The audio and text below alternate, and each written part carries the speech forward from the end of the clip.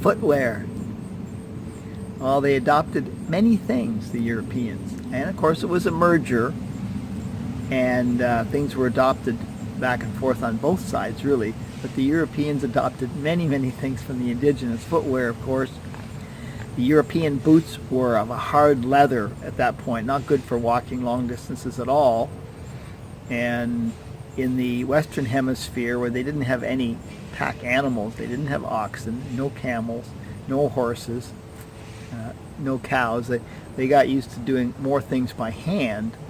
And they certainly, the moccasins and the winter footwear were quickly adopted by the Europeans, as the Indians would get tired of lending their spare pair of shoes or boots out of their pack for their European friends. So that was one example right there of the boots. Now some of the Europeans were wearing hose and pantaloons and breeches, which were considered not that practical compared to trousers. Now, they didn't adopt trousers right away, but eventually around the time of the French Revolution it became more fashionable in Europe for some of the upper class to wear trousers, and eventually caught on everywhere and everywhere around the world. That was something that the Western Hemisphere contributed, was the use of trousers.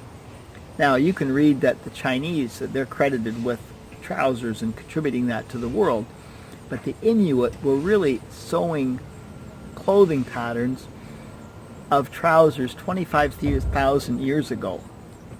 If you're wondering if you heard that correctly, yes, 25,000 years ago they have remnants of these leggings which were made from a pattern and sewn together at that time. But yet trousers, as many of those types of things that were adopted, fringed clothing, leggings, trousers, along with the footwear. Now the homes were well documented by the Europeans, that many of the homes, and we're talking North America right now, were much warmer and more airtight and cozier than the homes of Europe at that time, mostly Watt and Daubel homes they called them. And there was many comments about how they were draftier, the Watt and Daubel homes, compared to many of the different designs that the indigenous had, especially in the East.